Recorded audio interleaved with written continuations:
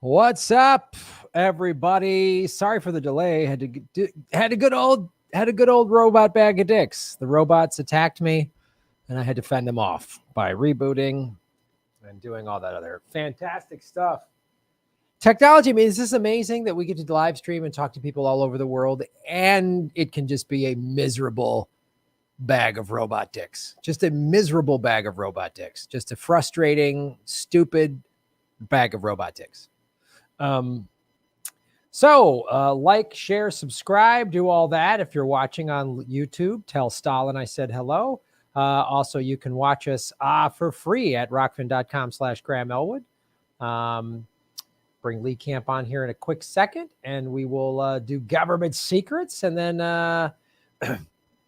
great ways to support the show is go to the tip feature on Rockfin, and if you put in tips there, also on Venmo, and I'll put that link right here in the scroll below. Since we've been demonetized by YouTube, if you put any questions in Venmo or in the Rockfin tips, I will answer those after Lee and I are done.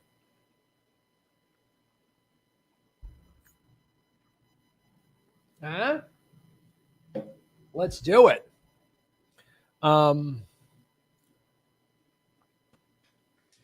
Hello, Lee Camp. What's up, man? How you doing, buddy? All right. How are you? You know where I come from. You got to pay a pretty penny for a bag of robot dicks. You really do. It's like the highest level at the strip club. It's a tiered system, really. It is. Robot dicks are tiered. They really are. And basically, if you get them as a bag of robot dicks, it's kind of like a bundle. You can buy the bundle of robot dicks. Yeah. So you're actually, it's like Costco. You're saving. If you buy in bulk, you save actually. I thought it was called a gaggle, and that's as far as I'm taking that pun. That is as far as I'm taking it.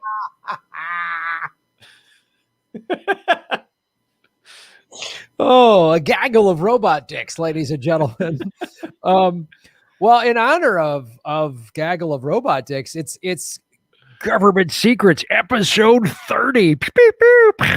We did it, buddy. 30 episodes. We made it to 30. We've only been demonetized, suppressed, and I had a couple of Molotov cocktails thrown through the window. But other than that, easy riding.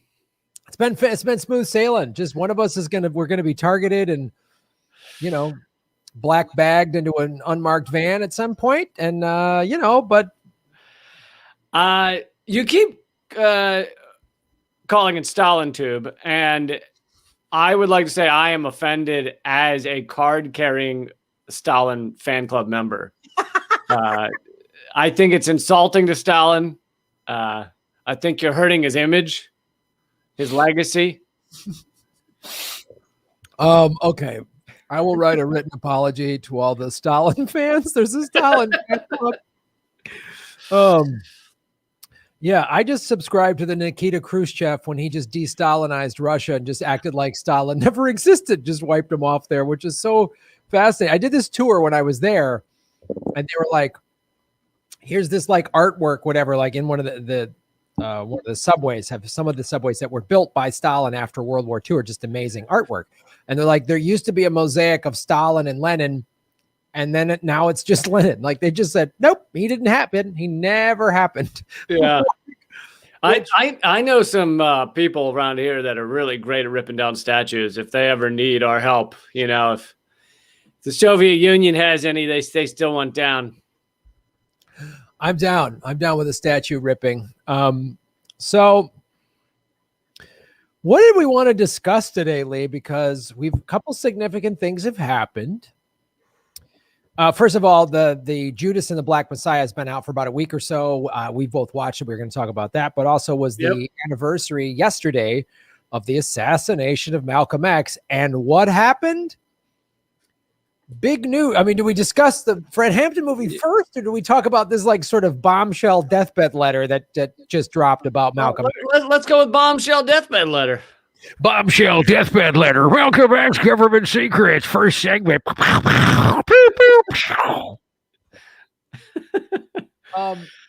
Do you want to read it? Should I? How do you want to do this? How do you want to do this? I don't.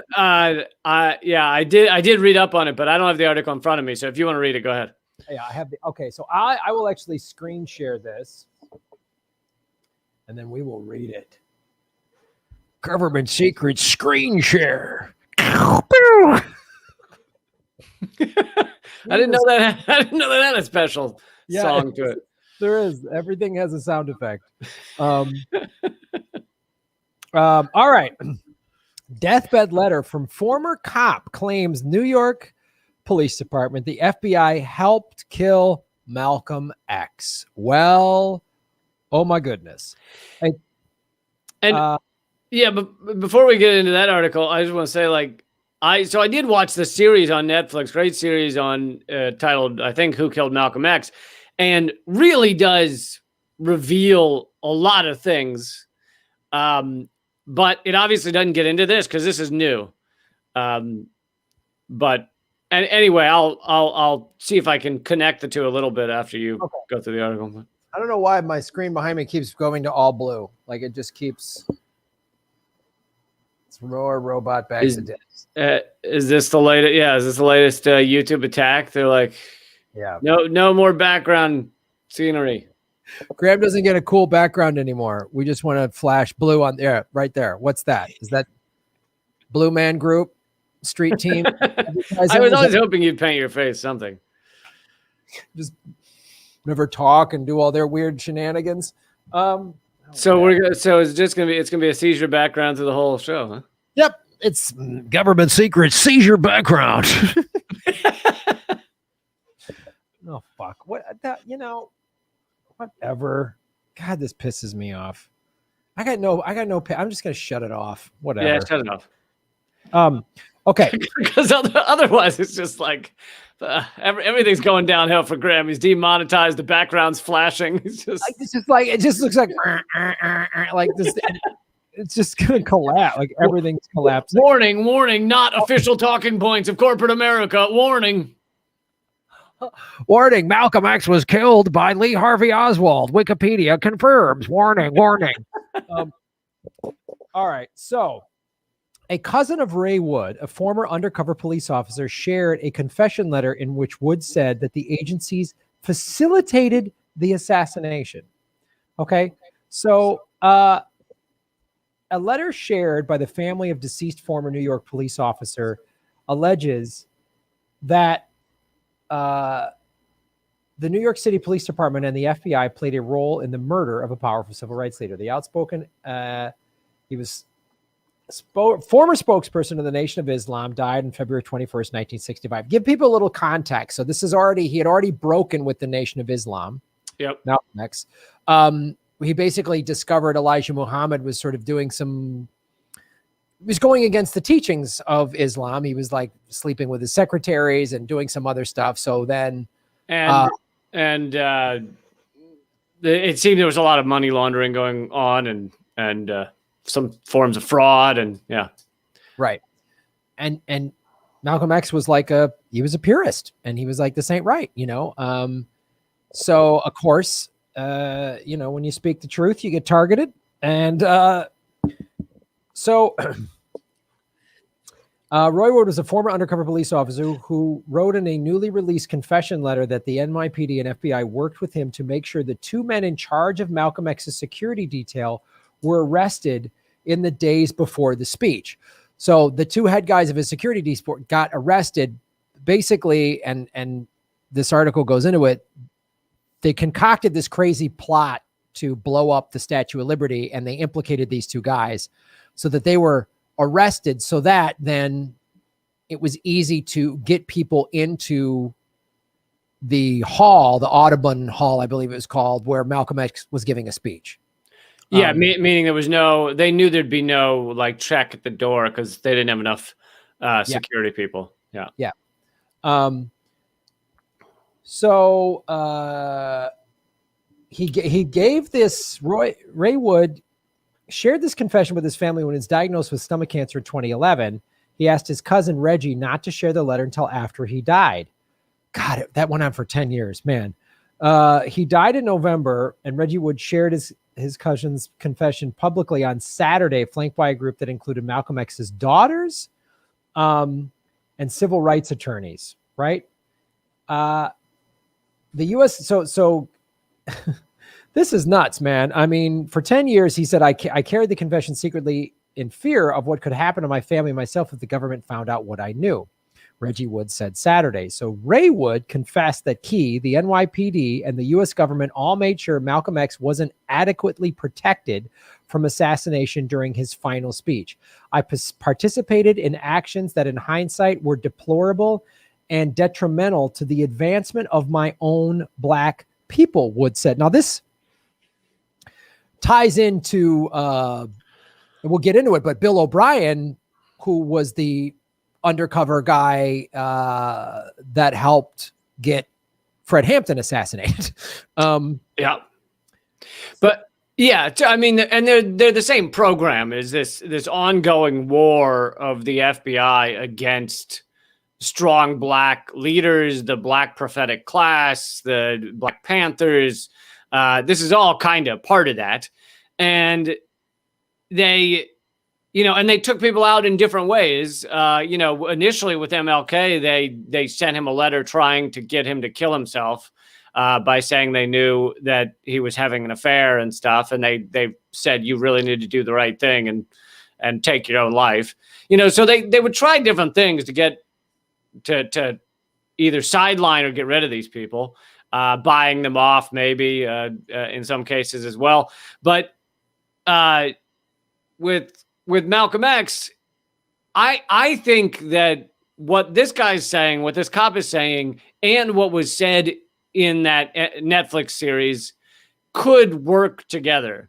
It's not necessarily two competing theories, even though the Netflix series does not say anything about this police officer.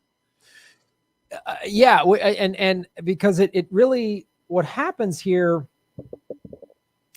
is I want to bring up another article that I found.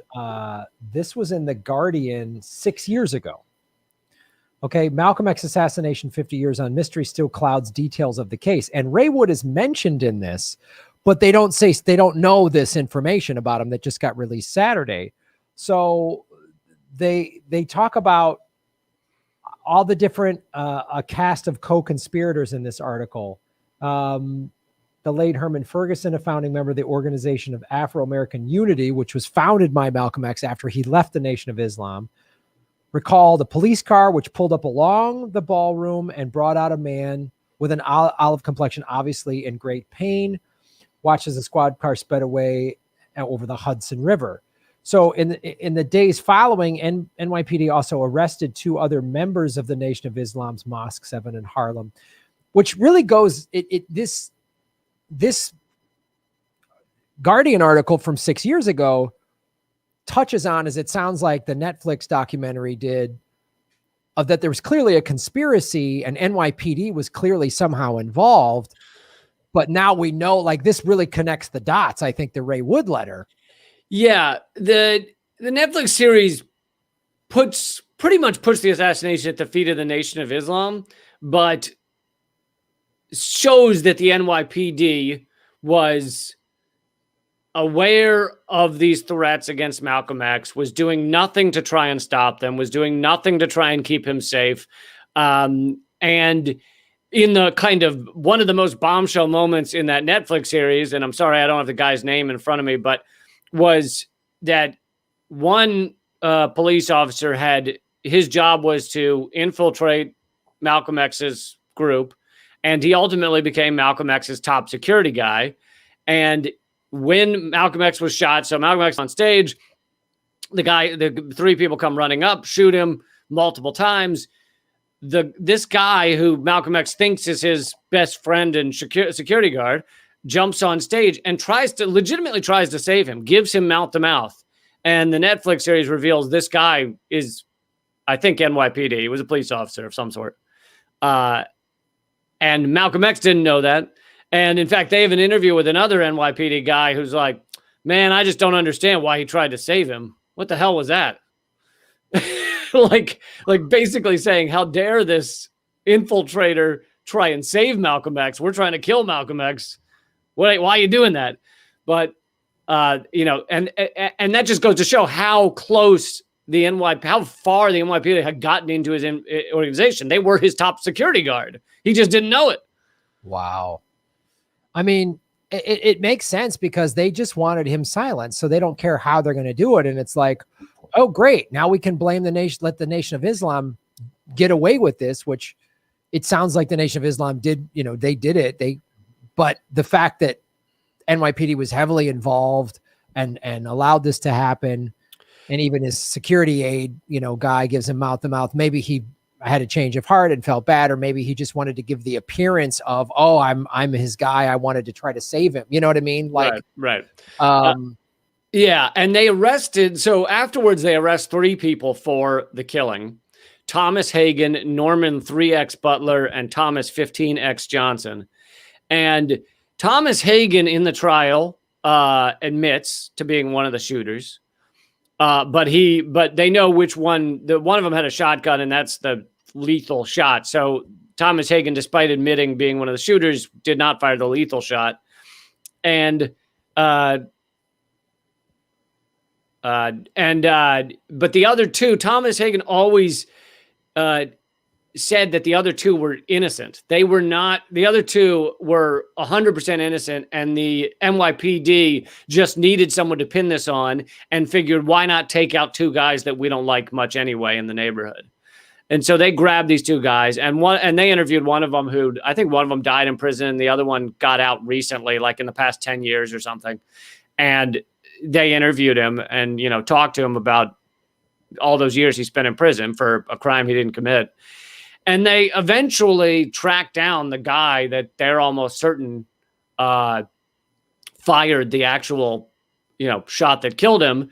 And he's this highly respected religious leader with a gym, like ran a gym in Newark, New Jersey. And he died during the making of the series, or immediately after or something. And he was so respected in the community that, like, they had a big funeral with, like, New Jersey leaders were there. Cory Booker featured him in an ad for president, yes. A presidential campaign ad. And it's just like, Jesus Christ, this is the guy that shot Malcolm X, and he's now viewed as this highly respected leader of the community. And so both these things could be true. And I think they probably are, that this guy who's saying he was involved in it, who on his deathbed was involved in it, and that this guy that they found to be the shooter likely was the shooter. Oh, yeah, there he is. Al-Mustafa Shabazz, who died in 2018, lived in Newark. This is a New York Times article that came out a year ago asking who actually killed Malcolm X. There you go. Yeah. So that's when the series came out, and the series got them to reopen the case. So the case is back open again, and I'm sure this deathbed confession will have some impact on that.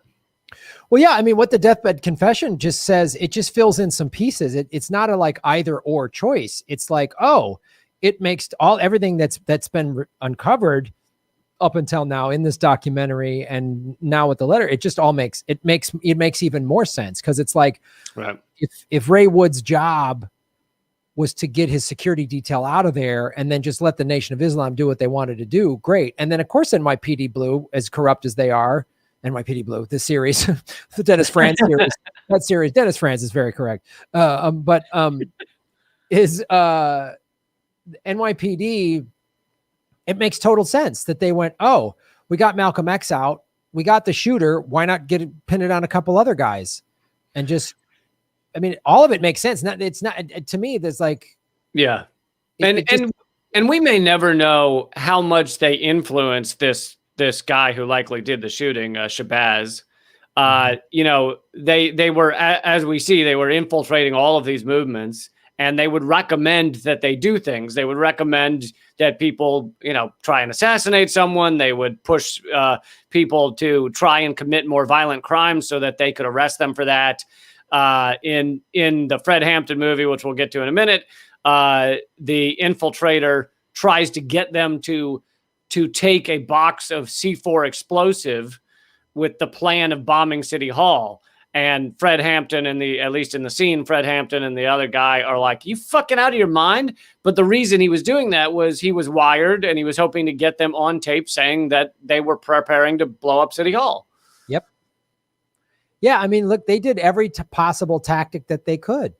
I mean, like you said, with Malcolm, with Dr. King, I mean, they were like, they recorded him, you know, having extramarital affairs. And they're like, all right, we'll fry him this way, you know, like whatever they could. I mean, if you look through this lineage of specifically black leaders, Bobby Seale, I mean, Fred Hampton, Malcolm X, Dr. King, I mean, anyone that was going to help unify and fight for the black community in whatever way, they had to take them out however they could do it. And they did. I mean, this is, again, none of this stuff should be shocking because this is what our State Department and the CIA has done to destabilize governments, you know, throughout the world, as we cover on this show on a weekly basis, of just like, well, they'll back this horrible person because the other horrible person won't give up their resources, and they'll do whatever. I mean, however they got to do it. Yeah, and when they're not killing them or fostering plots to kill them, they're finding reasons to arrest them, even when there's no reason to arrest them. So with Fred Hampton, they locked him away. In the movie, they say it was $60 worth of ice cream, but you know, they locked him away for quote unquote stealing ice cream, right? Which of course is horse shit or whatever. And then also in the movie, they talk about how they had a police informant who they thought had killed someone, and they sent him from one Black Panthers chapter to another to stay there for a night so that the cops could then follow him and say, you're abetting a known criminal, and arrest everybody else. So like they had like this double play where they've got an informant running from chapter to chapter in order to allow them to then come in and arrest everybody. Yeah. And then like, as we're just kind of overlapping here into the Fred Hampton movie, Judas and the Black Messiah, Government Secret Segment 2 overlap. Thank God we got an introduction, because I was afraid if we segued too seamlessly, there would be no pew pew. People would freak out. They would be like, is this another segment? I don't know what's going on anymore. Graham's screen is lost. What's happening? So it's yeah, so it's and also to the point that was brought up in the Fred Hampton movie, that informant, they also were like, oh, we know that informant, they killed a Black Panther member that they thought was an informant, and they just, of course, the FBI just let that happen. So now they're like, well, great. Now we're going to use that to scare our FBI informant in Chicago to you know, I mean, literally, they played every possible angle. They said to, and Lakeith Stanfield, the actor that played him, did a great job of like showing, he's a really good actor in my opinion, and he showed the conflict of like, man, this ain't right. They've got me over a barrel. But that was one of the tactics they used. They're like, well, because Lakeith, you know, who's playing Bill O'Brien was like, I don't know if I want to do this anymore. And then it's like, well, wait, Bill O'Neill. Bill O'Neill. He goes, we could let them know you're an informant, and they'll kill you and, you know, set you on fire like they did the other guy. Right. And it's like, so they're like, they used any way to divide. It's divide and conquer. I mean, it's just like come at from all angles, get people to fight within themselves, and then use this informant. You know, and this, it sounds almost very similar to the like, oh, well, we got the real shooter of Malcolm X, but why not take these other two guys out too? You know? So however, and we have someone to pin it on so that we can get away with it. We don't want people asking questions. And if we don't arrest anyone, then they'll never stop asking questions. So we've got to pin it on someone. I mean, just like with James Earl Ray. And so, yeah, two birds, one stone. You grab people you didn't like in the neighborhood, and you get to pin it on someone. So perfect. I figure for those who have not seen the movie and don't know the history of Fred Hampton, I think we should give a very brief very brief back story. So Fred Hampton, very impressive leader and speaker in the Chicago chapter of the Black Panthers. He became the chairman of that chapter, and he became chairman at like 20 years old, which is fucking crazy. And just like if you read his speeches, they're brilliant, and they're they're well done, and they make incredible points, and I'll get more into this a little bit later as we critique this film. But the Black Panthers, I think it's important people know, because we've grown up, I grew up at least, in a kind of the way they're mentioned is just almost as like a terrorist group. It's just like, fucking Black Panthers. Whereas the reality is they were very multifaceted, doing a lot of impressive work to help the community. There were children's food programs. There was educational stuff, daycare, medical care, clinics, and then, of course, religious stuff as well connected to that. And so much help to the community. And you've got to remember, this is a community that has been, yes, freed from slavery, but continued to be oppressed in American society for fucking generations in every way. And, a lot of that has not ended yet. And so these people were like, we need to stand up for our community and create an organization that will do that and also will protect our community. So many of them started carrying guns to protect their community from a white, largely fascist police force. American policing originated from slave patrols. It didn't used to be common to have a white guy with a gun on every street corner, and now it largely is. So there's a lot of history there. We obviously don't need to go into all of it. But so Fred Hampton becomes this leader. He's one of the ones that Hoover and the FBI see as a major threat, and they want to take him out and monitor him. And this movie largely shows him being monitored. And then ultimately he's about to go back to jail, which I didn't realize that until I saw the movie. He was about to be sent back to jail. He'd spent whatever, a year or 6 months in there or something, and then got out and was about to go back for this same nothing charge.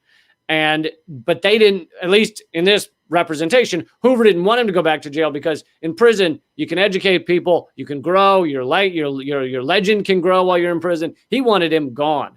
And so they then go in with the help of this infiltrator who apparently drugged him, and so that he wouldn't wake up when they went into the house, went in and fired like, was it 70 or 90 some bullets? Yeah. And killed Fred Hampton and one other Black Panther, shot, and all other people wounded. It was just a fucking storm, like a storm of bullets.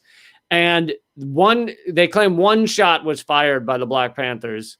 So it was just a massacre. I mean, it was from the beginning of the plan, it was a massacre. And they totally assassinated him. And ultimately, the state and other parties had to pay the family $1.7 or $8 million.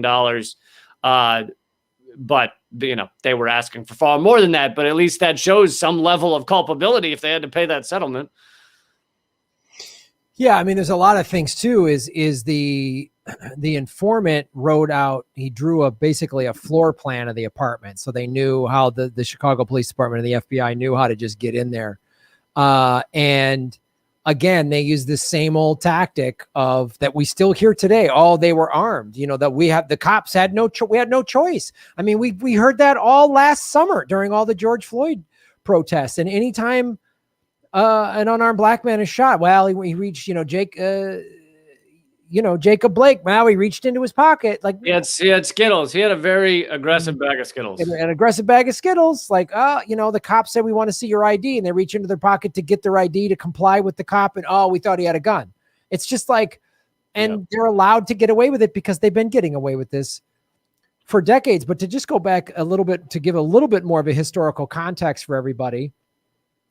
So after the Civil War ended and a lot of people came to the North for the Industrial Revolution, which kind of kicked off right after. And to get away from the slave states. They came to cities like Chicago, Pittsburgh, Cleveland, and that had these industrial cities. And then they were a lot of the freed slaves and they were put in ghettos, and there was public housing, which was again just to keep them impoverished and keep them in basically in a repressive slave state. And that was what was happening, in Chicago in the late 60s. There was these projects are still there in the south side of Chicago. And you also just had, so this was 1969 basically is when he was assassinated, but the year leading up to it, you're talking about the 68 Democratic Convention, which is where the Chicago Police Department, at the behest of Mayor Daley, just unloaded on people, beat the shit out of them. So you're coming off of MLK getting assassinated in April of 68, Bobby Kennedy getting assassinated in June of 68. Malcolm X has already been assassinated. And the Chicago Seven most of them been put in jail. They were the ones they tried to pin the Democratic Party riots on, even though the Chicago police and the FBI started it as always. Yeah. Bobby Seale, I think, was in that group. Well, he was the one chained to the chair with a gag in his mouth during the trial for 3 days because the judge was tired of him trying to speak up and demand a lawyer because he didn't have his lawyer there, which is not how the U.S. judicial system works. And so he literally was chained to a chair and gagged during a portion of the trial. And I believe Fred Hampton was there, at least for some of it, kind of advising Bobby Seale and stuff. So Hoover, and who was a cross-dresser and a closeted gay man. His number one crime was likely not the cross-dressing. That actually is the only likable thing about him. I point that out not to judge anybody that's gay or cross-dressing, but to just show you when you repress your sexuality, right, you become a monster. Like if he would have just been like, "Hey, I'm gay," he wouldn't have been killing and jailing all these people. It would have been so much, just like Mike Pence. Mike Pence is gay. Let's be honest. Mike, come out of the closet. You'll be so much happier. You won't be afraid to have lunch with women. It's okay. Just people will love you. You'll be accepted, and you won't be such a jack. Or the thousands of priests, or the tens of thousands of cases against the Boy Scout leaders. Yes, that have just come out. I mean, they haven't come out, but the allegations have come out. And I think they'd be better off if they admitted they're gay and had adult male relationships. Yeah, just have consensual gay relationships. You'll be a lot happier. The gay community will love you. You'll be great. Just don't be such a fuckhead. So anyway, J. Edgar Hoover was a fuckhead. And he, so if you look at that timeline, Fred Hampton was one of the last living, active, vocal, unifying voices in the Black community, because they had gotten rid of everybody else, either had jailed or murdered everybody else. There's one or two that fled to Africa because they were just chased endlessly. I mean, here's the thing is, when you're being followed night and day and your phones are being tapped and everything, you then get more paranoid that you're being followed when you aren't being followed. So it would make life pretty fucking miserable, and they fled. Yep. And then Hampton, and I was curious before I saw this movie, I was like, are they going to really tell this story correctly? Because I'm like, how did this story happen? Because Netflix, I mean, it's on HBO, but Netflix and HBO and all the streaming services, they don't allow a lot of socialist lefty shit to get in there. It's all neoliberal bullshit. It celebrates the CIA and we love Obama and American exceptionalism and all this crap. And I'm like, how are they going to let this in? Well, they found a loop. They found a loophole, a chink in the armor, basically, because Hollywood, which is all neoliberal for the most part, last spring, when the George Floyd stuff happened, Hollywood said, we need Black stories. So that's why this was allowed to come in there. Cause I'm like, go ahead. So they don't want this message in there, but this is one of the key things that is in the story that I knew about Fred Hampton. And I know you did too. And most of our audience did. He went to,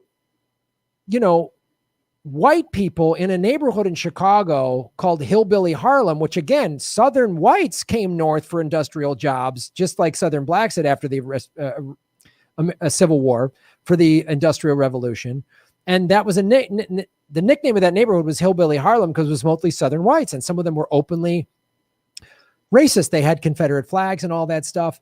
And Hampton spoke to them. And I suggest everybody to go watch some of his speeches. They're on YouTube, where he's talking about capitalism created racism. Capitalism keeps us divided.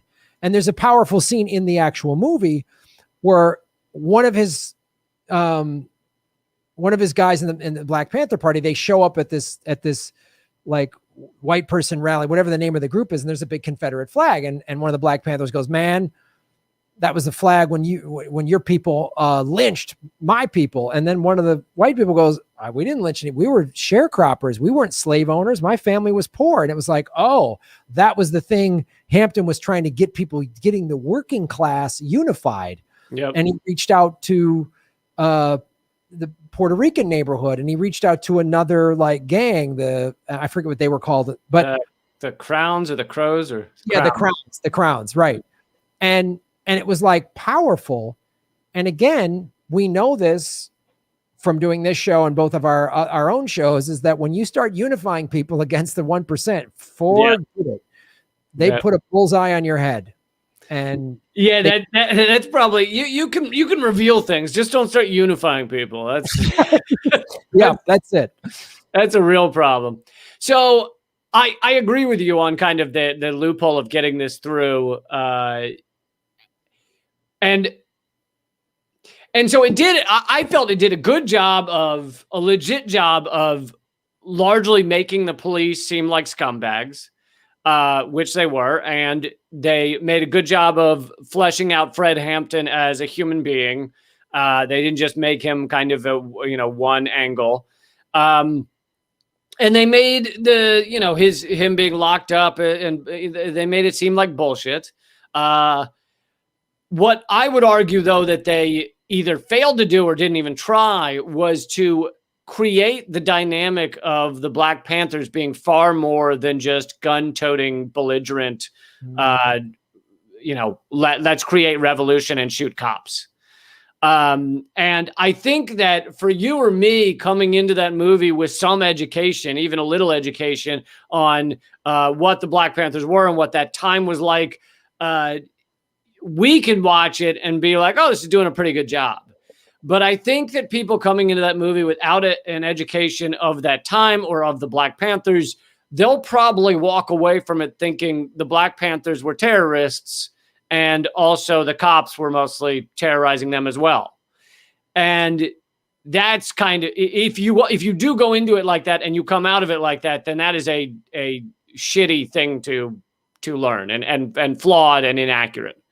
It gave no, and I get that a movie cannot encapsulate all of fucking American history, but there were a couple of mentions of how the Black Panthers feed the community or take care of children, but there wasn't. All you would need is like a 3-minute scene that showed them, which in movie time is longer than a flash shot. It's an extended scene where they're taking care of people. And you don't see guns and you don't see berets because guess what? A lot of Black Panthers were not wearing berets every second. And to kind of show that the Black Panthers were, it makes sense because if they were running around just shooting cops, you wouldn't even have heard of them. They would have been massacred within 3 minutes. Most of what they did was take care of the community and try and feed people, try and, give them medical care, et cetera, and give speeches and stuff.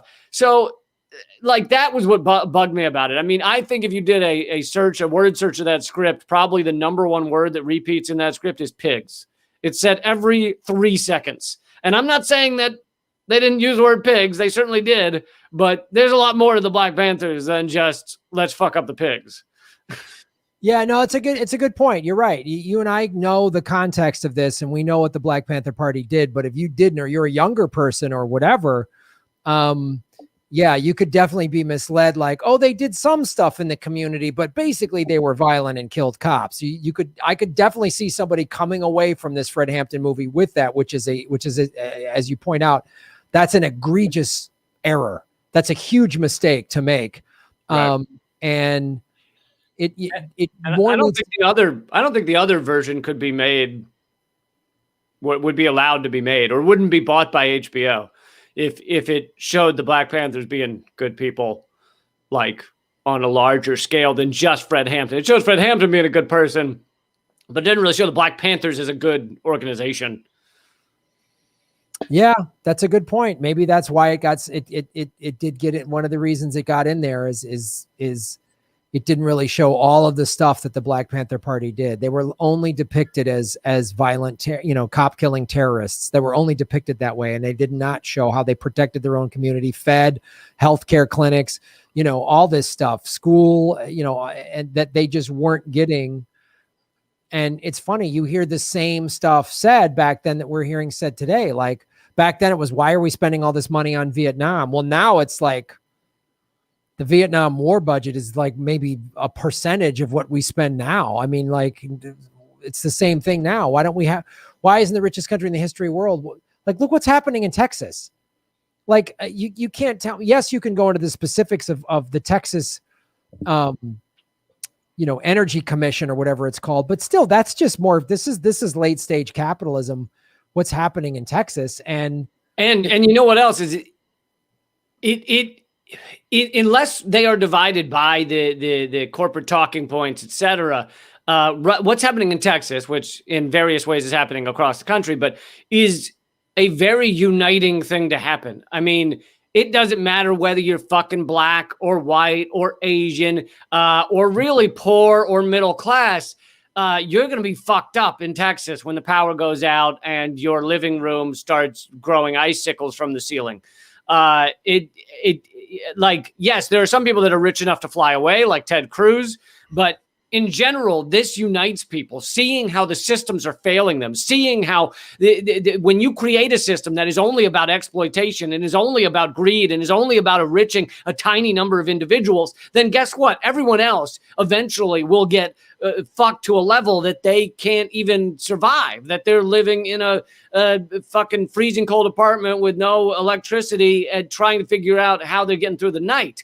And that unites people. If you have people to remind everyone, hey, look at this. We're all in this together. Let's create a society that doesn't treat us this way, that doesn't exploit people like this. But of course, now we're going to see that the media talking points will divide people again. This is the Republicans' fault. This is the Democrats' fault. And the Americans will fall. But to be clear, wait a minute. I thought it was Ted Cruz's daughter's fault that they had to leave, right? Isn't that why he couldn't?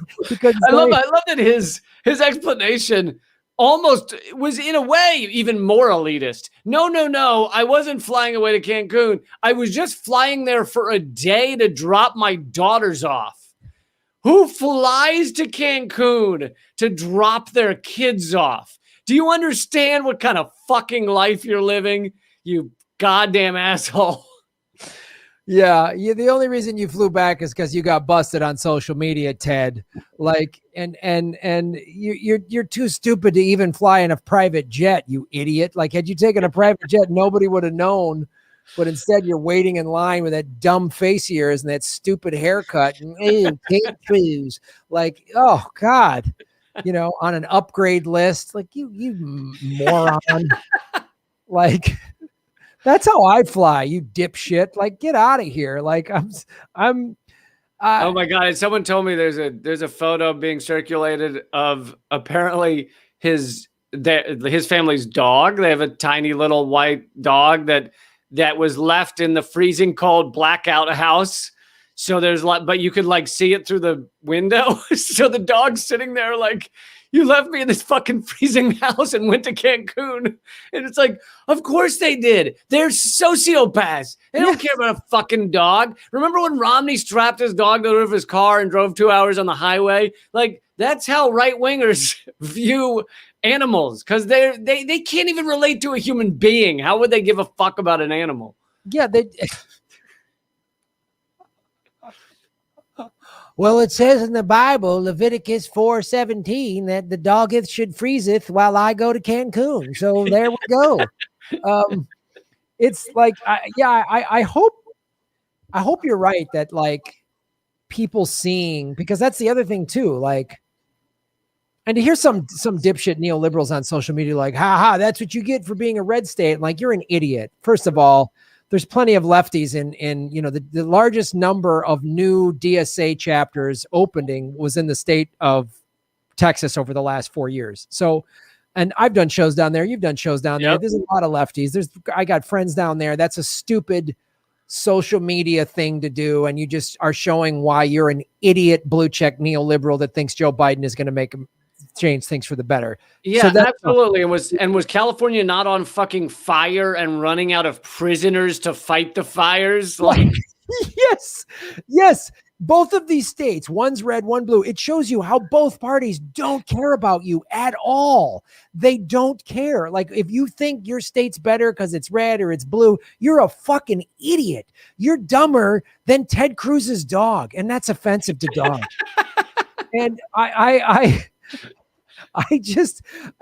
apologize to any dogs out there who are smart. Listen, Graham, that dog is a slave. All right. He was bought and sold into that household. Can't believe you take it out on him like that. I'm sorry. You're dumber than Ted Cruz.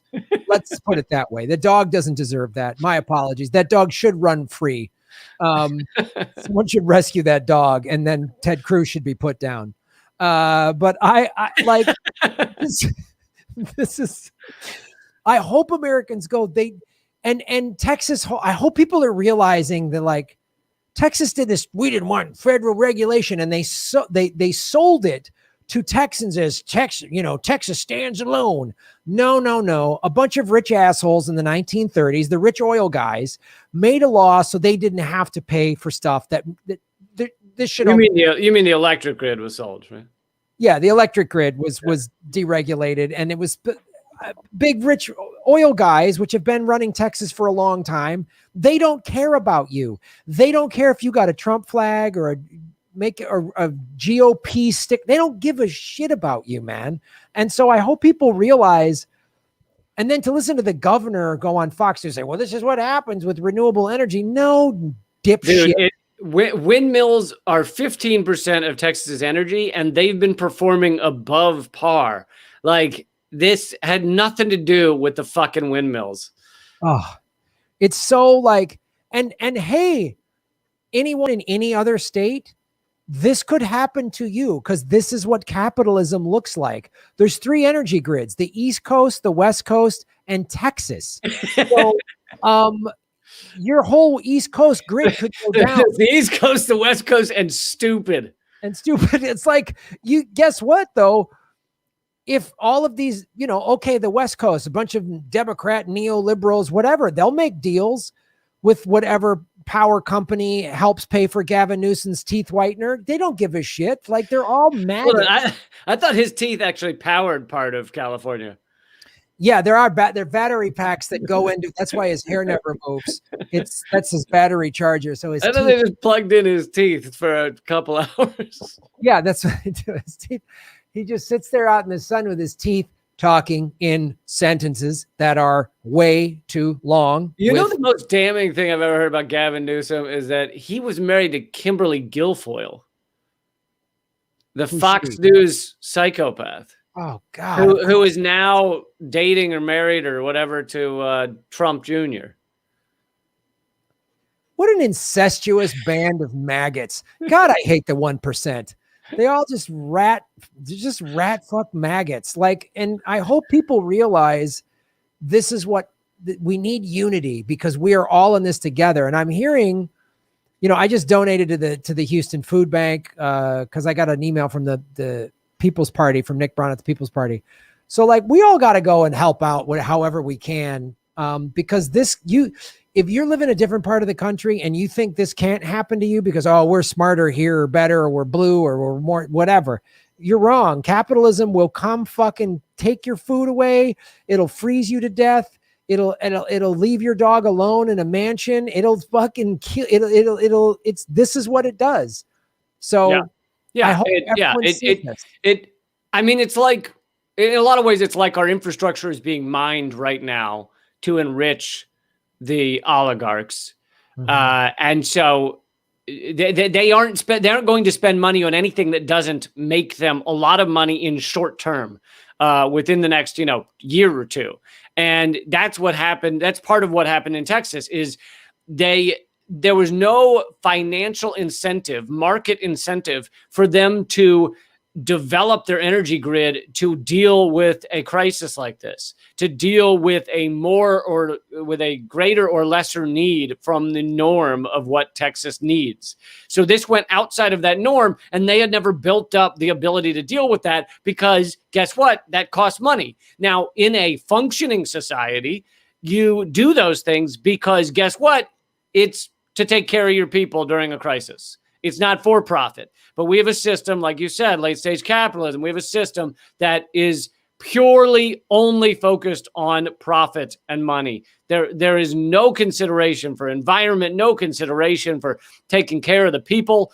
And in the moments where people are taken care of, it's usually a lucky side effect. It's not usually by design. Whoops, you got taken care of. Sorry, didn't see that coming, but I guess, hey, well, I'll take credit for it because I'm a dipshit oligarch. Yeah, seriously. I mean, this is the other thing too. The state of Texas and the whole United States, for that matter, we could be on all green energy sustainability, like everybody. And this is the other thing too. What happened in Texas? I've been hearing talk about our national power grid is outdated. It's not efficient. It's wasteful and also susceptible to being hacked. According to MSNBC, it was hacked by the Russians. Oh, no, not again. Now, in fact, that entire story collapsed and it wasn't true at all. However, the fact that they said that could happen, maybe we should modernize our fucking electric system. Wow.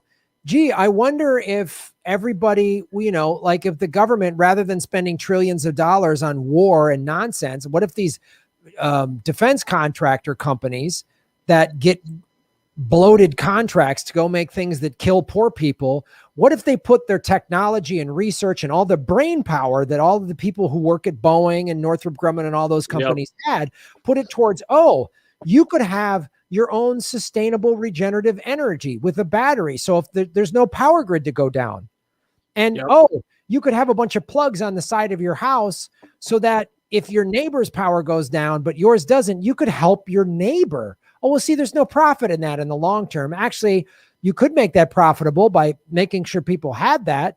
These are products to sell. But, we can't do that because we let the oligarchs do everything. So I just... And I've covered stories. I mean, there were a few years ago, so I don't remember all the details, but stories in both Florida and Texas where communes or joint living situations were like raided and people arrested essentially for living off the grid.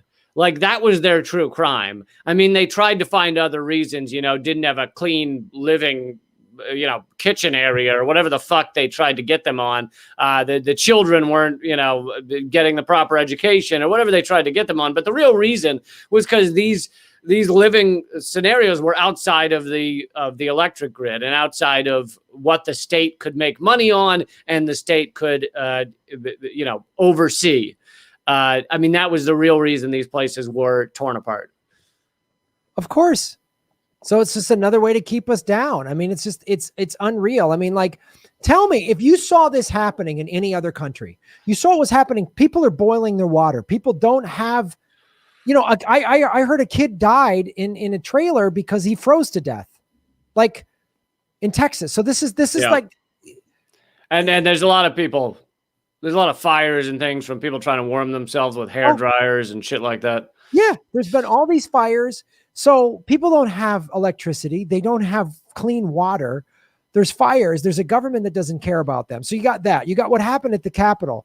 You got an outdated election system that is just ripe with people doing whatever kind of fraud. You had the police reaction to all of the protests over last summer. That is not fair. We have a high-tech touchscreen system where you push a button and it says you voted for Hillary Clinton every time. And if you didn't, it's because you're a misogynist. Yeah. Yeah, I mean, if you were watching this, we have the highest death rate, the highest number of deaths, and the highest death rate from COVID-19. I mean, you would be like, this is a country that is completely collapsing, and Americans, I don't know, are Americans realizing this, or have they just been, they're just the frog in the pot and the water's boiling, and they're just like, wow, I guess I have a fever. Like, I don't get it. Like, I think it's both. I think, yes, we're the frog in the pot. We're not doing almost anything about climate change. I mean, signing on to like the Paris Climate Agreement is like laughable. It's like, thank God we got a president in there who would clap his hands and say, "Go away, climate change." Like, yeah. That's the extent of what they've done. So in a way, yes, we are the frog in the pot. I do also think people are waking up. I don't know if it's happening fast enough, but the fact that Independent is now the #1 political party, it's not really a party, but Independent is now surpassed both Democrats and Republicans. I think that is that waking up process.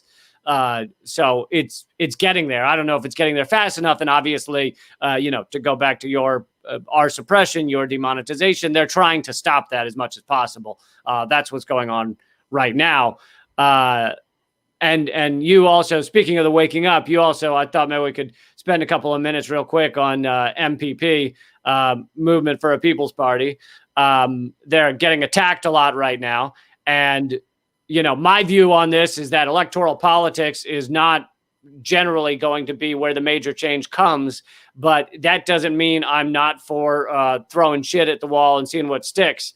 If this is the way that we can create that ultimately the way change is created, then fucking great. And people are trying to attack them in all these ways. And it just, to me, shows that they're having an impact. I mean, when you get this effective, this quickly, they're like raising more money than a lot of Democrats. They're already on the ballot, and it's either 3 or 4 states, one of them being California, which is the largest state in the union and the 5th or something largest economy in the world. So they're getting, MPP is already getting dangerous to the Democrats, and that's why they are being attacked on a level that they haven't before. Yeah, and I would tell, first of all, everybody, hit the like button, hit the subscribe button. If you're watching on either one of our YouTube platforms, like and subscribe and do all that stuff. And then if you're listening to this on iTunes or Spotify or whatever, positive reviews, 5-star reviews, share this government secrets out into the world. And of course, I've been demonetized by YouTube because they're soulless cocksuckers. Could the soulless cocksuckers get together with the robot bag of dicks and maybe have a exchange program? That'd be great. I think if that happens, then we're going to be like Terminator. Like it's just robot AIs coming to murder us. But the thing with, I agree with you about Movement for a People's Party. I don't have much faith in electoral politics, but again, I'm all for it. And I don't think, and I know you don't feel this way either, but like, an independent party is going to come in and they're going to save the day. No, it'll be a bunch of different things that are going to save. We have a multitude of really severe problems, and it's going to take a multitude of solutions. One of them is, the People's Party. If it gets enough strength and people are so hungry for it, especially like what you say, they're watching or they're living in Texas, watching this going, hey man, I voted for Republicans. I voted for Democrats. Neither one of them do shit. It doesn't matter. You're going to, if the People's Party were to get a bunch of winners in the midterms, that's significant. I mean, even if they just got 4 or 5 People's Party people in Congress, that would be unbelievable. People don't realize how significant that is, because they would vote as a block, and they would actually vote other than just tweet like the squad does. They would actually say, we're not voting for this. Well, we need you for the majority. Yeah, you need to take out this, and this, and you need to add Medicare for all. And then, then we're not voting. It'd be that simple. And it wouldn't be, go ahead. Yeah, and also, even if they just got close to winning, you would see Democrats moving to the left because they would fear that there's a challenge to their left. Right now, they don't feel there's any challenge to their left. No. So they're just going to go with what corporations tell them to do. Yeah. And just they'll do whatever the corporations have to do. And they'll just be like a half an inch to the left of the Republican Party and tell you, yes, we're the lesser of two evils. And dipshit liberals, many of them former friends on Facebook of mine, will go, yay, because they're fucking idiots. They're fucking idiots. They're stupid. You know who you are. You're not smart enough to watch this show, but you know who you are. I've unfriended you. You're fucking dumb. You still think Obama's great. You're a moron. That's why you're still on Facebook. You don't even know what TikTok is. Anyway, it's like, so they're those, believe me, it'll be blue check neoliberals that'll resist the People's Party the most.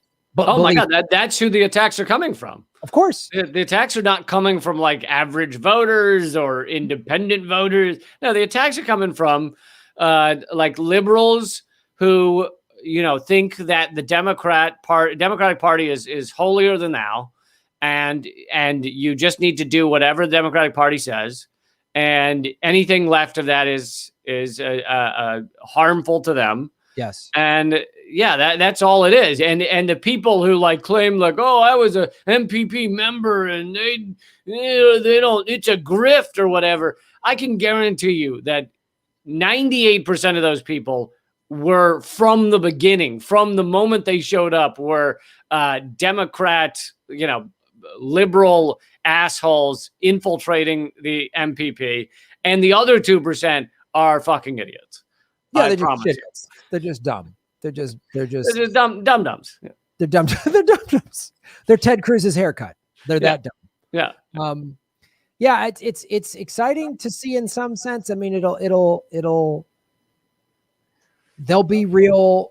I mean, the other thing that dumb liberals will do, they'll be like, well, if moving for People's Party undermines the Democrats, then the Republicans will take over. Like that's their whole cry is we don't want real change. We just need this thin wall of incremental centrism to hold back the hordes of the GOP party when it's like, no, you're the problem. You get in the way of real change. Like, the Republicans have already taken over because the Democrats are the Republicans and the Republicans are fascists. Like, yeah, they already took over. Yeah, they have already taken over. So yeah, all right. Well, that's I'm excited about a little movement for a People's Party. MPP bonus segment. Well, I guess, is that our episode or is there more stuff? I think that's it. I guess to give a sum up, I think that when you go watch the Fred Hampton movie, just know that, it does make cops look like shitheads, which they are. They clearly assassinated Fred Hampton while he was asleep after being drugged by their informant. The informant felt so guilty that when he did an interview in the 1990s, the only interview he ever gave, he then killed himself. The cops are shitheads, but also know that the Black Panthers were not just a terrorist organization that ran around with guns. There was more to them than that. Yeah, they did a lot. Yeah, so if you watch that movie and you're sort of new to Fred Hampton, the Black Panther Party, do some more research on what the Black Panther Party actually did, how they help people, and then watch some of the Fred Hampton YouTube interviews. And some of them, the sound and quality isn't great, but watch them because what he says and how he spoke and what he was talking about and how he unified people is really powerful. Not that this movie doesn't do a decent job of that, and they got a very good actor to do it, but really watch who you use this movie as just sort of like an entry, a gateway into Fred Hampton and the Black Panther Party and what they were doing. So I would recommend that too, and then do a little more research, and we'll see what happens. I feel like with the Ray Wood stuff, the letter coming forward Saturday, I think we might hear some more about what actually happened to Malcolm X. Could be interesting. I mean, it wouldn't surprise me at this point. I mean, when you're 40, 50 years removed, the people who did it are dying or dead, and then they can come forward and be like, yeah, here's the truth. Yeah. Yeah. I hope so. All right, dude. Well, where can people follow all of the Lee Campness? Yeah, I mean, the easiest place is to go to leecamp.com. I have another podcast called Common Censored. I got a TV show called Redacted tonight. Yeah, that's the main stuff. My book is at leecampbook.com. And yeah, that's it. Right on, folks. Well, I've been demonetized by Stalin Tube. I cannot make any money at all on YouTube. I get to appeal that March 3rd, and honestly, I hold no hope. And even if they do bring me back, they'll just take it away again. Do you know what the appeal is like? Do you sit in front of jury of your peers? I sit in front of a robot bag of dicks of my peers. Wait, do they at least have little hats on? Yeah, they'll have. I think it's kind of like in the first Superman movie back in the 80s, there's 78 with Christopher Reeve, where like they put in front of that guilty, that just those big heads say guilty. Yeah. So I think so you're in the so right now you're in like that glass pane that they put the fucking villains in. I'm in the neutral zone. Zone. That's absolutely correct. I'm Zod. Yes. And with the dark black background behind you right now, you kind of look like it.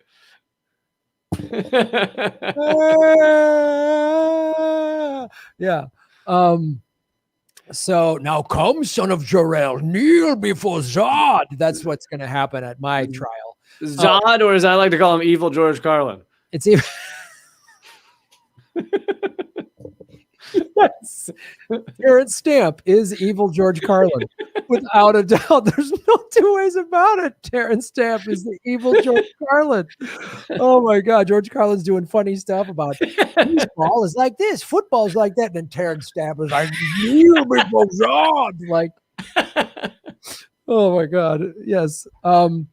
So please support what I do by going to rockfin.com/Graham Elwood, which is a blockchain cryptocurrency platform. It's free to sign up. I have a lot of free videos. I'm still dropping like one video a day on YouTube, but all my videos are going up on Rockfin as they have been, and they are free to watch and they have no ads on them. And then there's a premium level if you want to support the show that way. It's $10 a month. You get all of my premium content, all of Lee's, everybody who's on Rockfin, you get all their premium content. And then this Thursday, I did it a couple of times like last year, but I'm going to start doing this every week. The Political Vigilante game show, 7 o'clock this Thursday, 7 o'clock Pacific time. My guests competing against each other are Jimmy and Steph Zamorano.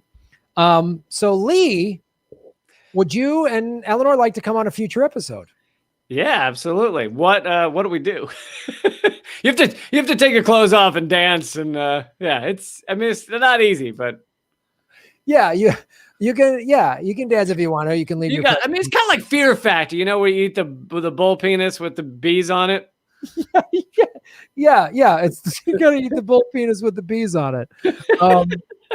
While evil George Carlin mocks you. That's what happens. That's totally no. It's just a quiz show where you answer questions. Like I'll put out a question. First person to raise their hand gets to answer it. And the categories are stuff like who said this, Republican or Democrat? Is this Sharia law or state law? I'm going to add some new categories like name that empire. And I like it. So it's fun. You'll like it. So it's like, wait, don't tell me except not neoliberal garbage.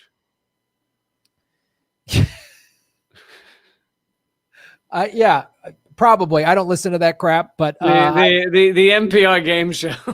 Oh yeah, it's like that. Except not neoliberal garbage that just says Trump was the first bad president we've ever had. No, it's right. You'll like it because it'll go into there'll be some gov seeks type things in there and some operations and projects.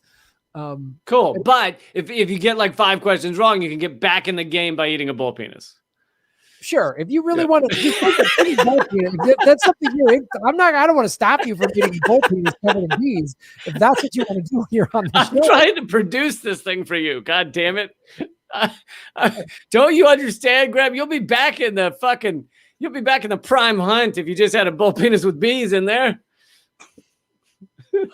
Yes, eventually this show will be on prime time for sure. Do you want a billboard with your face on it or not?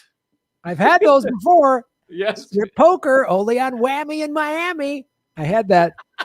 I was on a billboard in Miami and Dallas. Fantastic. Really? Nice. Oh, please go watch strip poker on YouTube. It's fantastic. You'll see me with really long sideburns. Really? What year was this? 2000. Okay. Yeah, I was 14. Yeah. Now we're getting into the real government secrets. Yeah, strip poker was a CIA psyop for certain. It was designed to dumb down America, and now this is my penance for that show. Is doing now you're in the neutral zone because you went afoul. You went afoul of strip poker. Graham Elwood, you've committed the crime of telling the truth. Now you will be in forever in the. No, you will be stuck with evil George Carlin in space. Oh, yeah. So how about a week from Thursday, you and Eleanor? I'll send you the details, but can you do that? Thursday, 7 o'clock. So it'll be late for you guys. It'll be 10 o'clock Eastern. Shoot me an email. I should probably consult her before I sign away her life, but yeah. She might be like, only if it's bull penises. And then we'll know it's going to work.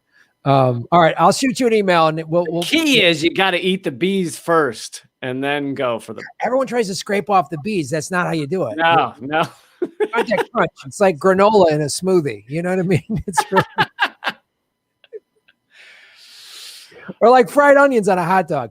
Anyway, I'll let you figure it out. You guys figure it out on your end. I'm not going to tell you how to live. All right. That was a lot of bonus. Since it was episode 30, we did some bonus content. Episode 30, government secrets, bull penis with bees.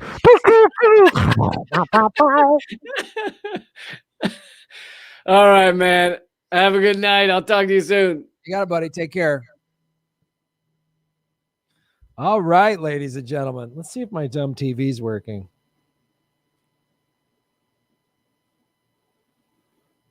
What happened? What happened? All right. Let's see what happens, everybody. No, fuck. What the fuck is that?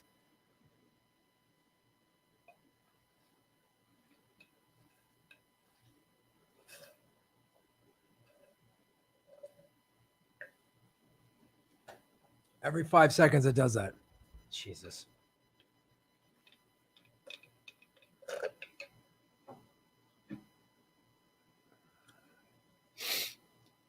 All right. Whatever. Stupid. Let's read some tips and Venmos. Folks, hit the like button. Kate is our moderator.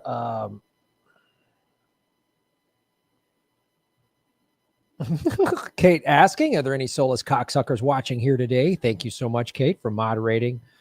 Shave the nuzzles. I'm ready for vegan gun justice. Big Kale sponsored smoothie, Graham. Of course it is, baby. Bought and paid for by Big Kale.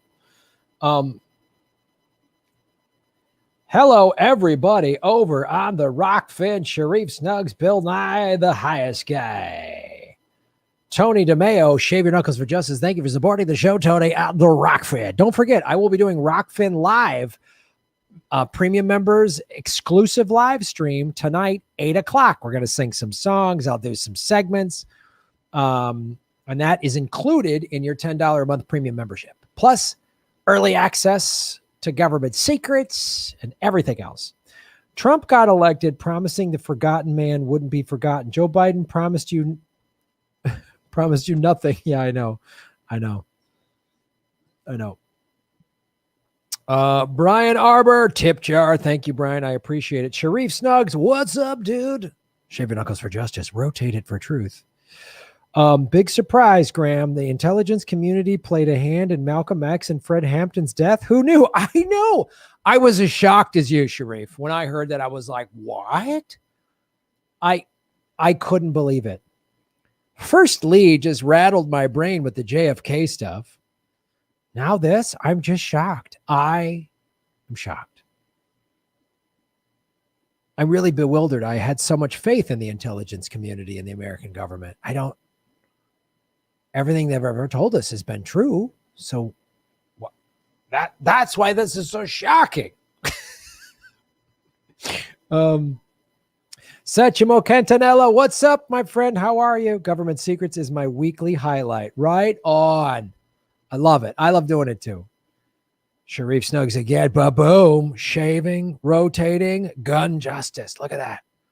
This is a government secret. They're trying to shut the show. And this is why I got demonetized. The real reason? Vegan guns. It's too strong. It's too much. It's too much raw socialist vegan sexuality. That's what it is. The real question is, Graham, why do people still trust the intelligence community? Where is the outrage? I know.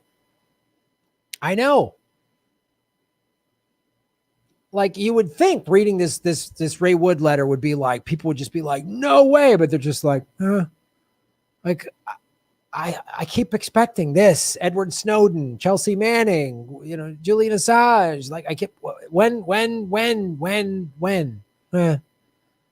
are you going to do? I don't know. Nat B, what's up, Nat? Thank you for the tip. Ba-boom, ba-boom. Mira Maxwell. Hello, Mira. Welcome to Rockfin. Folks, you can go to rockfin.com/Graham Elwood to sign up for free. You can become a premium member for $10 a month. It's the best deal going. Graham Goes to Russia doc. It's in 2 parts. It is on the Rockfin Premium. I'm going to live stream the game show every Thursday. We're going to try to do every Thursday at 7. And it'll live stream for free on YouTube and Rockfin. And then the minute it's done, I'm going to put it behind the paywall.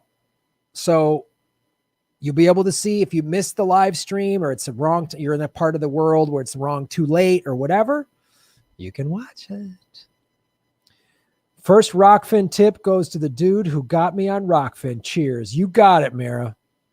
I'm so happy. Thank you.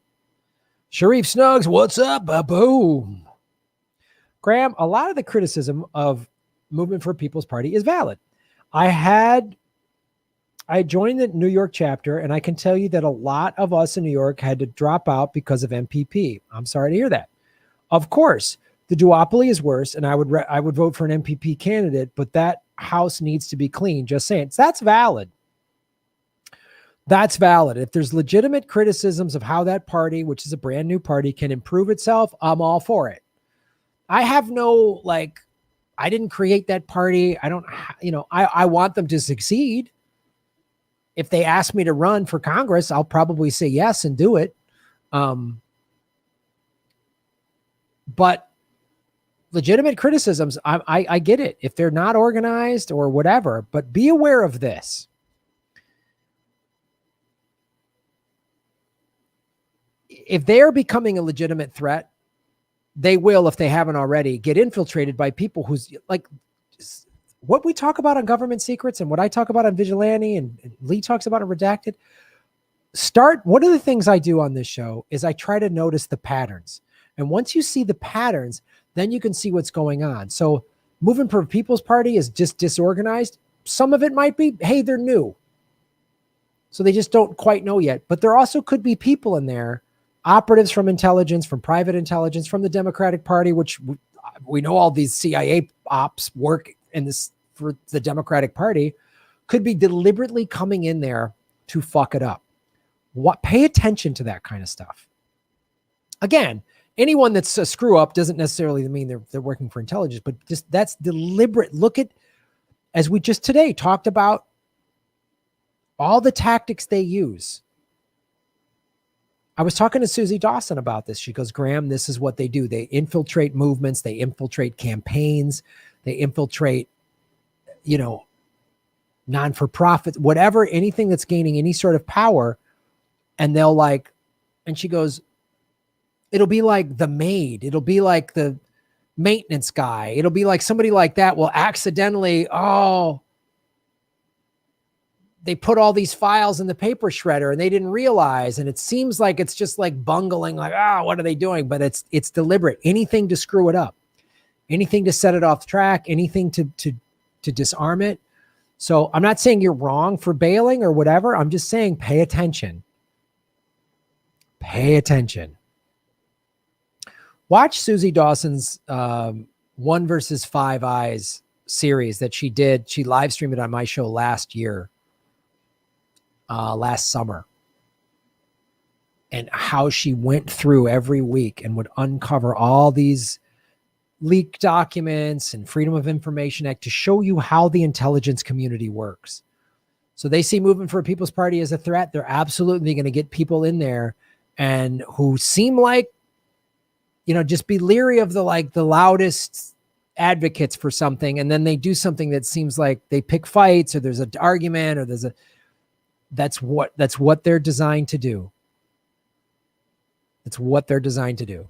And again, any legitimate criticisms, I'm all for it. I'm all like, whatever can make them better.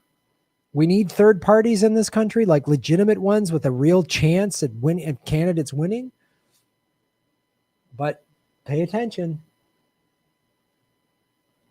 All this stuff that happened in Iowa last year in the primary, that wasn't like a mistake. That's by design, that it's like comes down to coin tosses and bullshit. Like it's all by design. Always remember, like they're what seems like a clusterfuck was maybe designed to be a clusterfuck. Don't be so paranoid, but like everyone's out to get me or whatever. But just pay attention.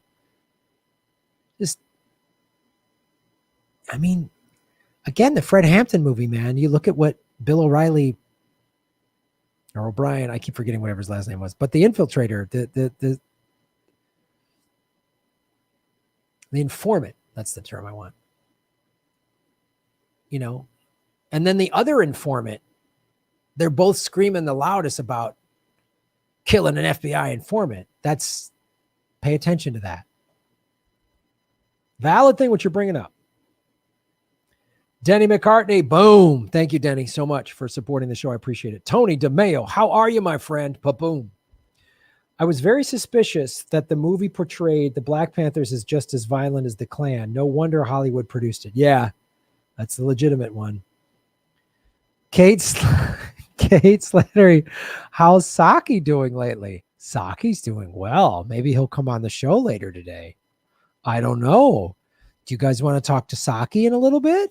Let's see if he wants to come out and talk with us. Derek M. What's up, Derek? You're making Gotham great again, brother. Graham, please get Matthew Gould, CEO of Unshoppable Domains, to talk about uncensorable blockchain domains. Okay, cool. I will look that person up. Thank you. Melissa H. Vegan Guns for Justice. I'll be at the live stream tonight in spirit. Have to get up at 6:30 tomorrow morning. Thanks for the great government secrets tonight. How is Saki, the vegan surfing socialist, doing? All right. Everybody wants some Saki. Derek M. Ba-boom. Regarding Movement for People's Party infiltration, are you not the least bit disturbed that Nick Brana interned at the murderous OAS and also worked for John Kerry? That's interesting. He might, the John Kerry thing might just be, look, I'll say this. I can't speak for Nick, but I remember just like George W. Bush's first term, I was like, God, this guy's awful. And I was like, not that excited about John Kerry, but I was like, I fell into that, just lesser of two evils. I got to vote for Kerry. We got to get Bush out of there. I fell for that. So maybe Nick fell for that as well. I mean, I voted for Obama twice. I'm very critical of Obama on the show. Part of the reason is I voted for him twice. And I there were times in my life where I fell for the lesser of two evils paranoia. So the John Kerry thing doesn't bother me as much. It doesn't bother me really at all, because part of it is you could make the argument that Nick Brana, came through the Democratic Party wanting to reform it, saw how corrupt it was, and then said, the hell with this. I'm doing Movement for a People's Party. OAS is interned. I mean, that's could be the same thing with OAS. He thought it was going to be good. And then we're like, oh, this is awful. I mean, like, look at Snowden, right? Just as an example of someone, he joined the army. He wanted to be an airborne ranger. He like blew out his knee or whatever, his leg, and worked for the NSA and thought he was serving his country. After 9/11, he joined up. I mean, look at Mike Preisner. Served in Iraq. After 9/11, I'm serving my country, and then was like, oh my God, he got disillusioned. It could be those things. It's valid for you to ask these questions. And I'd say ask all the questions, man. Don't just say, yay, People's Party, we trust them 100%. I'm not saying that at all. Ask these questions. Bring them up. Good for you. Right on. It could be, and again, I'm not defending them. I'm saying it could very well be, I just gave you examples of people who came up in a system that they thought was salvageable or changeable and went, I can't do this anymore. You know, it could be that. It could not. I mean, if he gets moving, if the moving People's Party starts to get real traction, and then you see Nick or other people high up in the party start to nosedive it, then you know it was a scam to begin with. And we might not know that for a while. I don't know, but I'm glad you're asking the questions. Tony DeMeo, boom. Thanks for hating J. Edgar Hoover for being an FBI agent and not being a gay crossdresser. FYI, where can I get a robot dick? Yeah, and the thing, and as I clarified on the show, but that's like, I don't have a problem with J. Edgar Hoover being gay or being a crossdresser, not at all. I have a problem with how much of an asshole he was. I bring up the gay cross-dressing thing because he was closeted, and he used that against people, and he used this puritanical judgment of everybody to do really awful shit. Yeah, to do awful shit. Kate Slattery, boom. Neoliberal friend wants to know, what did Neera Tanden have against Sanders? Thoughts?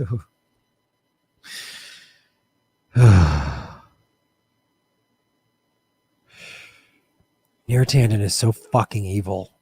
And to hear Cenk defend her on Twitter, Cenk is such a fucking idiot. God, he's an idiot. TYT sucks. TYT is another just let down, disappointment, sellout, whorehouse. Go into some of the WikiLeaks Podesta emails. You'll see Neera Tanden talking about wanting to overthrow Libya for oil. She's a warmonger. She outright lied. I mean, Bernie asked her some tough questions, but then, of course, voted for. Like, she's awful. She's a horrible human being. She's everything wrong with the Democratic Party and the neoliberal establishment. Just horrible. Yeah. Melissa H. Will Neera Tanden fail to get confirmed? Too much to hope for, I fear. It seems that more senators will vote no. Yeah, it'd be great if she didn't. I mean, Joe Manchin and all these people who are openly voting against her, and everyone's like, yeah, but Joe Manchin sucks. Yeah,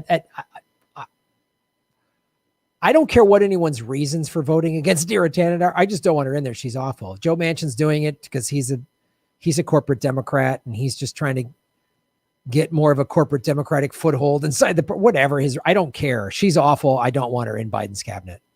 She's awful. So, yeah, it is. I wouldn't get excited just yet, but it is great people are speaking up against her. That is great. Bill Nye, the highest guy. Boom, boom, boom, boom, boom, boom. Could you please ask Nick Brana about OAS and John Kerry stuff the next time you have him on? I will. That's a great. Yeah, absolutely. I haven't seen anyone ask him about it directly. I absolutely will. Yeah, for sure. For sure.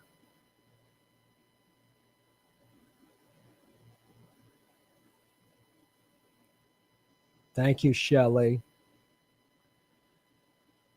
535 watching, 466 likes. Let's get the likes up to 500 because that still helps. So, folks, here's what I'm doing with YouTube. I'm going to keep doing these. I'm going to keep doing these live streams on YouTube and Rockfin at the same time, and really just use it as a promotional tool to drive people over to Rockfin. Jeremy Chase is asking or telling people to go to Rockfin to buy Ray. You can use, I'm going to put this up right. You can go to Rockfin and buy Ray. If you go to rockfin.com, there's a button on how to buy Ray. And you can use it to tip people or trade it out of your account. I would suggest buying it because a lot of the altcoins have taken a dip today, so it's cheaper than normal, which is, very simple principle: buy low, sell high. Or it was at 370. It was at $2.70 earlier today. Now it's back up to $3.02. Ethereum still low. Yeah, there we go. See, there we go. There we go. There we go. There we go. Boom, boom, boom, boom, boom, boom, boom, boom, boom, boom. It's a shame the way I mess around with my heart. It's a shame the way you hurt me.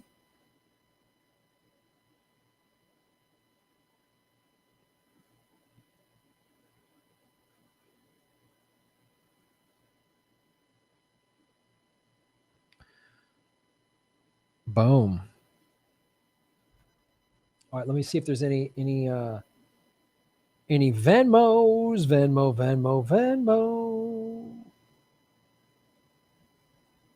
Boom, boom, boom, boom, boom. Venmo. Venmo. No, not that one. Not that one. All right. You can press an app and then it switches around. I don't need that business.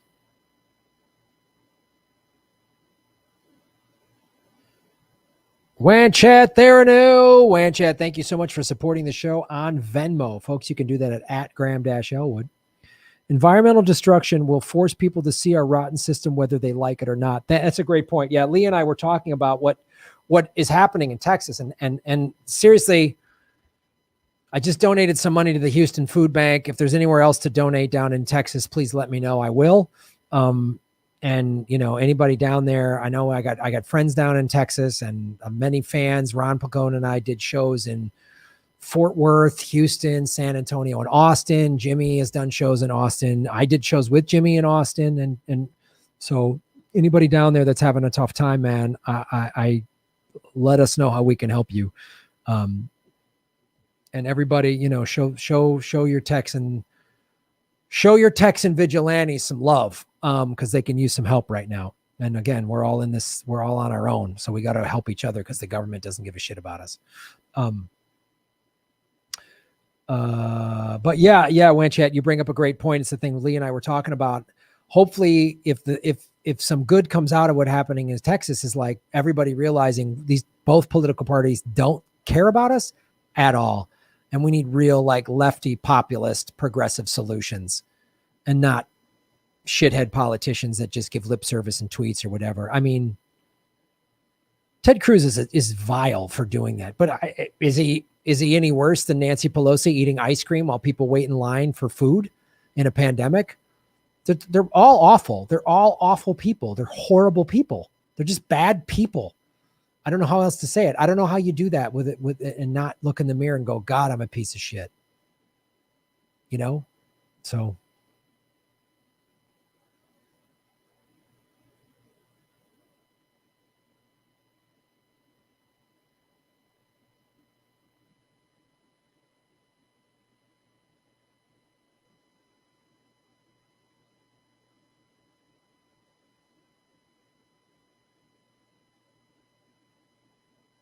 Yeah.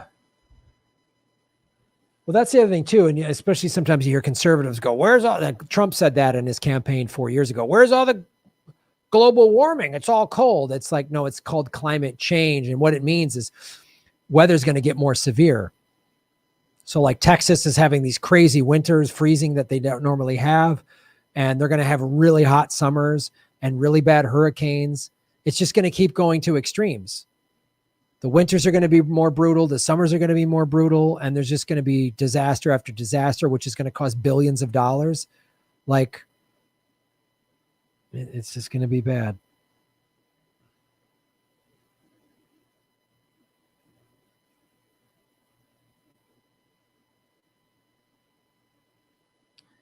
Phantomus Phanto, thank you for supporting the show on Rockfin. Just subscribed, and here's a tip. Right on. Folks, great ways. Just sign up for Rockfin for free. Go to rockfin.com/Graham Elwood, sign up, and then follow me. Following me on Rockfin is free. These are all great. And that helps my numbers. And then if you can't do the $10 a month premium thing, great. If you can't, don't worry about it. But just those are the free ways to support the show. So thank you. Tony DeMayo. Boom, boom, boom, boom. Would love to live in an alternate world where progressive socialist comedians like you and Lee Camp get TV shows and stand-up comedy shows. Well, God, you and me both. I will say this. There's been some talk with some people because a lot of us are really obviously are very frustrated, and we're just watching this bullshit with electoral politics and neoliberal Hollywood. And there's talk, I had a conversation with somebody it's been in Hollywood a long time, and they've done a lot of TV and film producing, and they're a big lefty, and they watch the show, and they're like, how can we do more lefty content? Ron Placone and I have talked about it for a long time. There's people out there who are, we might need to sort of take over Hollywood a little bit, or at least just create our own, just sort of like socialist Hollywood, to make scripted content that's interesting and funny and well written and well acted and well directed. That isn't this neoliberal bullshit, that isn't always blaming Russia for everything and saying how great the CIA is, and isn't all this American exceptionalism jerk off bullshit. So my point is, Tony, we've been talking about it.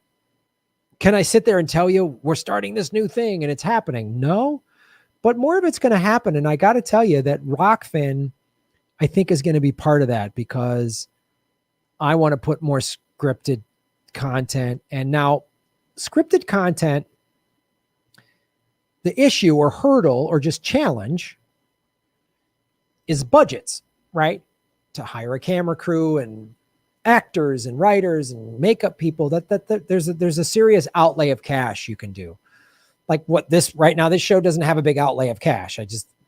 Cameras and lights and stuff like that, but it's not like hundreds of thousands or millions of dollars to do it like you do as an episodic or a movie. So that's the one hurdle. But, as Rockfin gets more popular, as crypto goes up in value, and more people are seeing this need, I think it might happen. There might be some real business that happens here. That's what I'm saying. Lee Camp just texted me. That was a fun one. Thanks, man. Same here, Lee. That was great.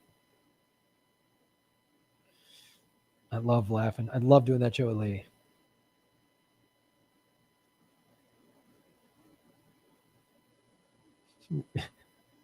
Evil George Carlin. God damn, it made me laugh.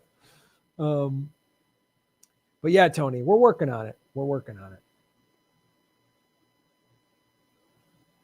513 likes. I love it.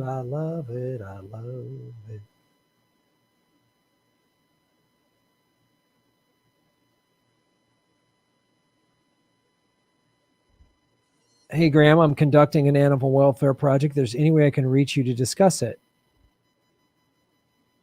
Yeah, if you go to grahamelwood.com, you can email me through there. I get a lot of emails. I get a lot of people asking to do this or that, so I'll try to get to it. I can't get to everything. I'll just tell you that up front.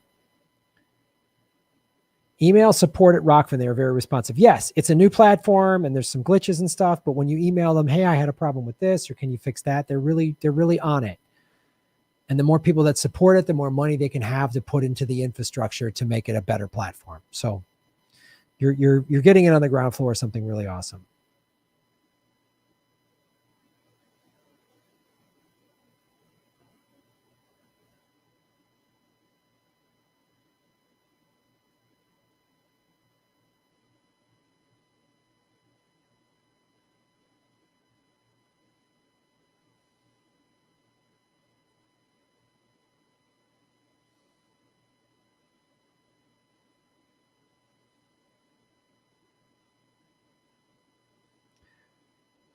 Graham, you and Lee should do a government secrets episode on the Dark Alliance. The journalist Gary Webb suicided himself over. Yeah, we should do that. We should do a Gary Webb one. God, that's... Take care, y'all. Remember what Public Enemy said. Fight the power. Fight the power that be. Elvis was a hero to most, but he never meant shit to me. Straight up racist and plain. Motherfuck him and John Wayne. I love Public Enemy. God damn, they're great.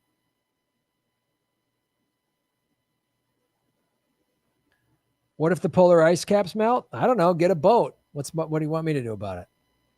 No, they're already melting. It's pretty brutal. Like, that's the thing about incremental centrism. Graham, that's 3 votes for a Gary Webb episode. You got it, kids. You got it. We'll do it. Yeah. Yeah, but I'll give Biden credit. He seems like he's handling COVID better, a little bit, kind of. The vaccine distribution, a little bit, kind of better, sort of. But if that's it, that's all he does, it's not enough, man. The Paris Accord isn't going to do shit. Cap and trade, raise gas mileage standards. Those are dumb, outdated ideas. If those were implemented in the 80s, like 30, 40 years ago, oh, great. Those would have been great. It's too late for that now. We need drastic. Like, oh, yay, Trump's gone. By the way, climate's still collapsing. Still collapsing. It's still collapsing. First female black vice president. Awesome. Environment's still collapsing. If we don't fix the environment, it won't matter. We can fix everything else. We fix everything else. Racism, wage inequities, all of it. Fix all of it. Sexism, fix all of it. But we don't fix the environment, it won't matter. We're all done. We're all done. That simple.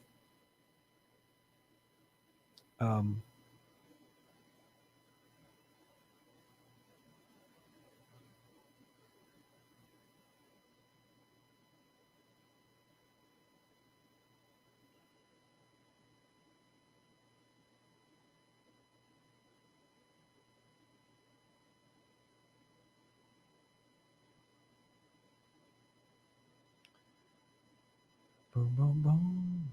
If you do a Gary Webb episode, get a remote starter for your car.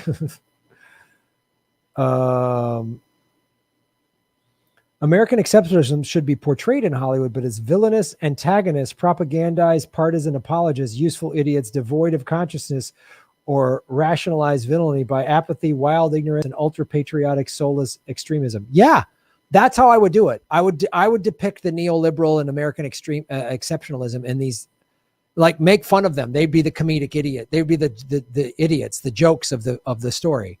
You know, that's what I would do.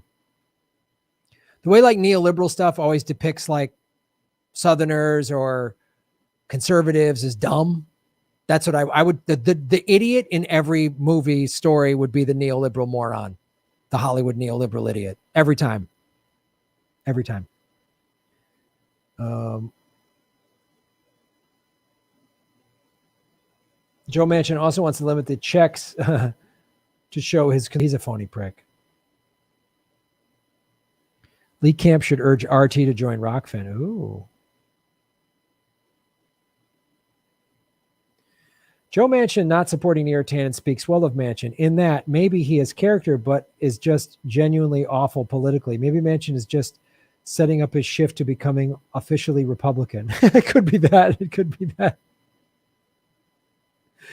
Yeah, it could be that.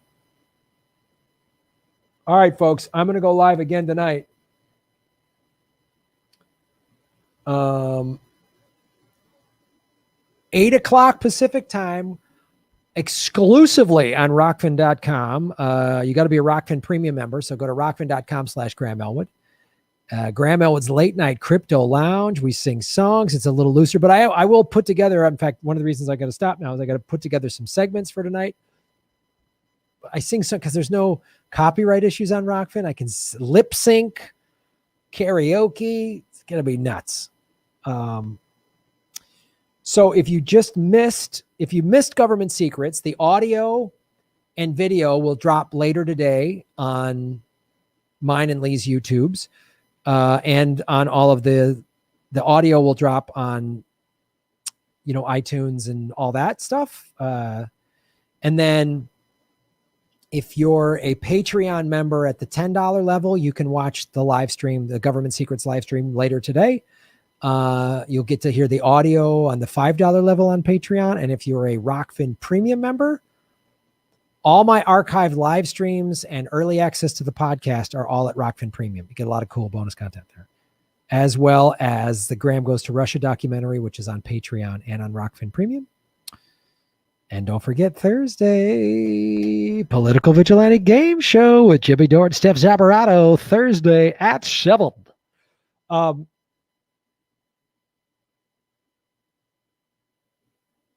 8 o'clock Pacific time tonight. All right, everybody. Happy Monday. What's up? Cat B's in the house. Hello.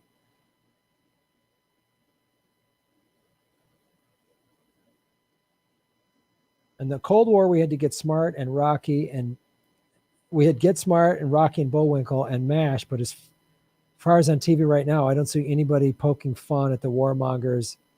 Yeah, I know.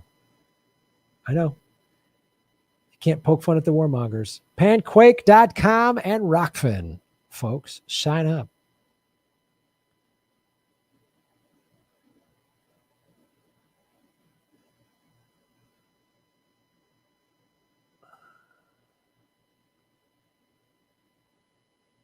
All right.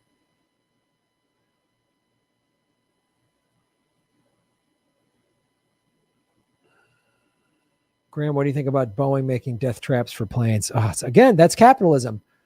Cut corners, make safety. We don't want to spend money on this and that. We just need to get the planes back in the air to make money. And so what if they kill people? The law, and we can afford that. I guarantee you they just did the math and went, well, lawsuits will be this amount of money, but the profits from this plane will make more. So they figured it out. That's what they do. All right, folks, I got to go. I will be singing a lot tonight at 8 o'clock. Create a Rockfin account. Support the show in many, many ways. We appreciate your support. It's huge. And we will see you tonight on therockfin.com. Shave your knuckles for justice. Thank you to everybody over on Rockfin that did the tips. I appreciate that. Thank you for everybody hit the like button on Rockfin and on YouTube. I will be live again tomorrow. I'm working on some different guests this week. I know I'm falling behind on some of the Patreon articles because the first of the month was like, boom, I got demonetized. And so those last 2 weeks have just been like a crazy tailspin. And then I just needed to take a break. So I will get to the Patreon articles at the $5 submit a topic level. I will get to all those. I will get all those out this week. So thanks everybody for your patience. And I appreciate that. And I appreciate everybody supporting the show on Patreon and on Rockfin and people who do Venmo. I also have a PayPal button at grahamelwood.com. Really appreciate it. It's been a crazy 2-3 weeks, but we're getting through it. And thanks to all of your support, the show's going to keep going. We're going to keep going. We're not stopping. Don't stop. Don't stop. Shave the knuckles for justice. Make Gotham great again. Learn about crypto. That's all I can tell you. Thank you, Kate, our moderator. Use hand sanitizer for justice. Thank you, Kate. And we will see you tonight, about 3 hours, 8 o'clock Pacific time, ladies and gentlemen. I'm going to get something to eat. Yeah, there's another thing about Rockfin. You can leave creators a tip at any time. That's the other great thing about Rockfin. You can just watch any video of mine anytime, day or night, and just leave a couple bucks tip, which is just it's really cool. So yeah, that's how the videos make money. They don't run ads. So you can watch everything I do ad free. And if you really like something, just tip a couple bucks. It helps the show. It helps keep everything we're doing. And you're helping the net because they get a percentage of the tips, which I'm totally okay with. YouTube gets a percentage of the super chats, but that goes to fucking Google and the CIA. This goes to Rockfin's, it's more money to help with pay for their infrastructure. So thank you guys so much. Dogecoin's going up 52% in 1 month. Oh, snap.